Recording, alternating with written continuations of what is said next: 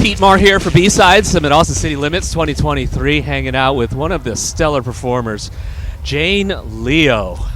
Hey. Hello, Daniel. Thank you for having us.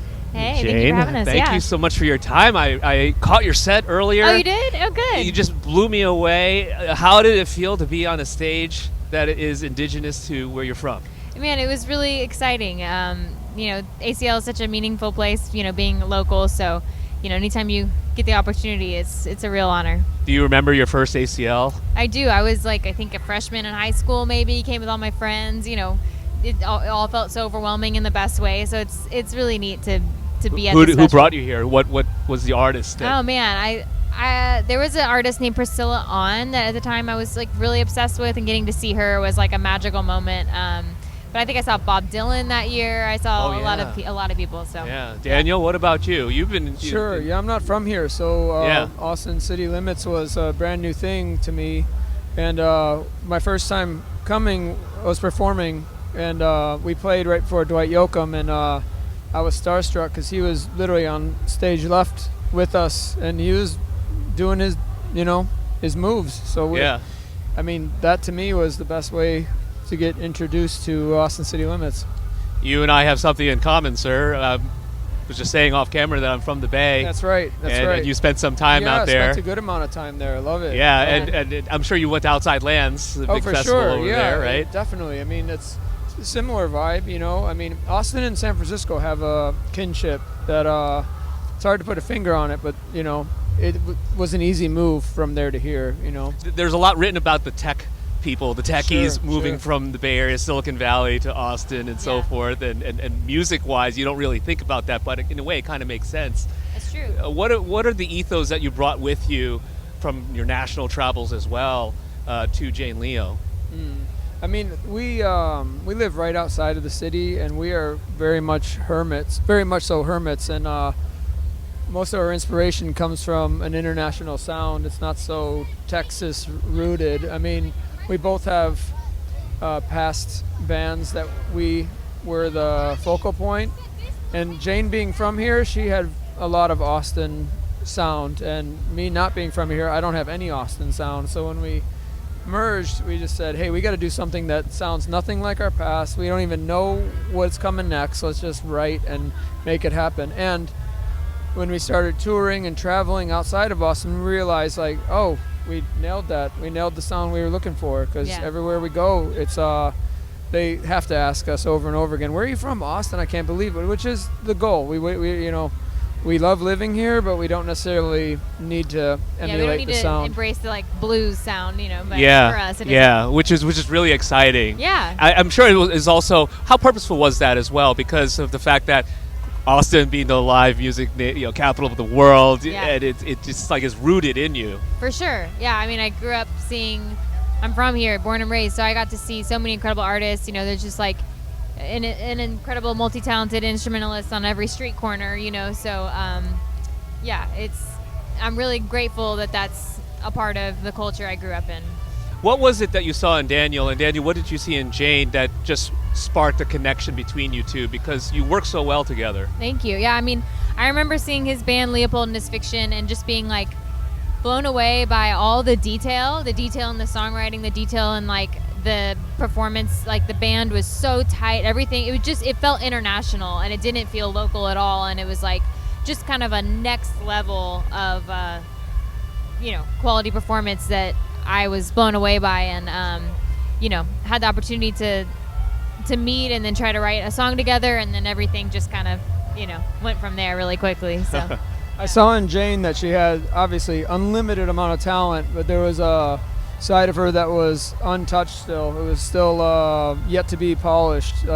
Technically speaking, I mean, she's been doing this her whole life, and that's obvious, but there was this whole world underneath the surface that needed to be found. So that was literally our interaction, has been unearthing that sound, and it's taken a while, but here we are now. And had you seen each other play before? I mean, you just said you saw Leopold in the Fiction. I think you saw me once. For sure, we definitely saw each other. It's a small, as big as the city is, it's a small town, and we actually shared the same producer separately, and I mean, it was inevitable. Just universes coming together, and when it happened, and now literally we're engaged after 5 years, and here we are. We have a band, we own a house, we got all the things, and that's what it takes. We molded in all the ways we could. So. Yeah. When musicians get together, as a music fan, right? We find commonality. We find our community by like, oh my God, you like the Cars? You like Bowie? We're friends. Yeah. Totally. What was the artist, or who were the artists that brought you guys? You say Cars, that brought us together. Cars for sure. Yeah.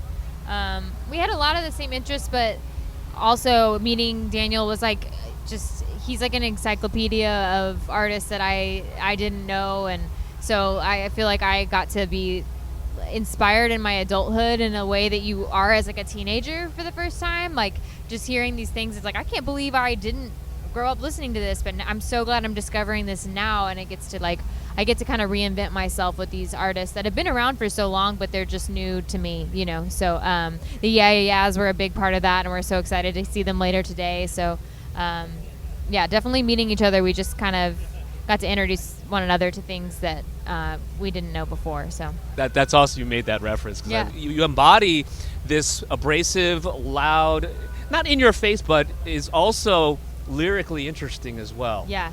How does songwriting and how does the music come together for you guys? The abrasiveness is pretty much single-handedly the Detroit sound, where I was born and raised. It's like so easy for me to slip into that.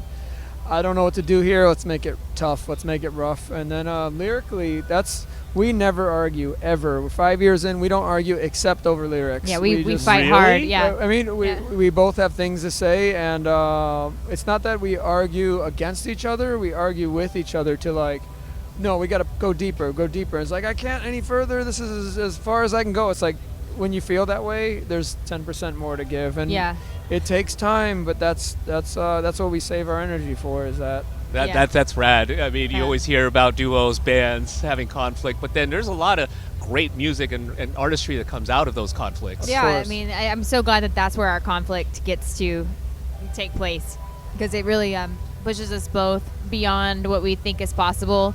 And then, a week later, we look back at what was created and we're like, damn, I'm really glad we fought for that one, And it's really neat, like, listening to the songs on our first record versus now and like where it's going. It just kind of has developed as we've developed as a couple and as like artists together. It's just, lyrically we're just getting wilder and crazier and continuing to push the boundaries for ourselves. So if anyone's like been a fan from the beginning, they'll see as we grow, they'll be like, wow, okay, we're really trying some things out now. So what about a song like Wow, which is very new? Yeah. And I'm so curious as to how that came to be and sonics and lyrics. Yeah, that one I think kind of started as an idea, like just jamming. I guess you would say, although I don't jam much, but it was like I had the synth line, and that first line about all my friends don't know they're communists was kind of in its first draft coming out immediately, and then I think I showed you the idea, and he had this wow idea, and I don't know, it was one of those songs that like came pretty easy. We definitely fought and worked hard on it, but typically all we need is one really good line, Yeah. whether that be the very last line in the song or anywhere, and then as soon as lightning strikes, we just run with it. Yeah. Set up shop, and next thing you know, we have a song, and sometimes one song leads to 10 songs, which is pretty common for our writing flow. Yeah. I feel like when I saw you guys live, that in a way that's also like rehearsal songwriting and making the music in the first place. Yeah. How much are you guys in a space together like that and just emoting? Before we were playing live, we wrote a whole album, and we love the album. It's our first album. It's like our first child, but at the same time, like we hadn't, again, like having a first child, you don't know what you're going to be up against the world whatsoever. I mean, we still play those songs and we love them. But once we started playing live, once we experienced those songs together, we immediately pivoted and just really decided what we're doing now is what we wanted to do. Yeah, I think, we wanted to have so much energy on stage, and we didn't know that when we were first writing in the middle of COVID at home, so being on stage was like, oh, we should push this hard, and it's really inspired the direction of our songwriting since we started playing live. So when you perform on stage, is it different than what you were doing as a solo artist? Oh, very different. Yeah, I was like a folk kind of singer-songwriter and with the guitar, which I love that too. I love a quiet room, and it's like the energy is incredible when everyone's really tuned in together. But this is allowing me to just, really let loose. I grew up as a dancer, so I feel like there's so much of it that comes naturally to me, of like moving around and just being free with my body and free. I've really enjoyed too, like getting that crowd involved and just pushing the boundaries with myself every chance I get. And I really feel like euphoric up there when everyone's all in it together. It's a real treat to get to like push myself with this kind of music together. So that's what I think was one of my favorite parts of the set. What do you guys have coming up in terms of new music? And I'm sure WoW is kind of a seed for something. For sure. It's I guess the first single off the second record. The second record's about done. We're gonna head into the studio once this is all wrapped up, and we'll have another single out by the end of the year probably. And just so much more to come. A lot of the songs you heard today are on the second record, so we're excited to get them out into the world. Awesome. Yeah. Well, best of luck on the new record. Thank you.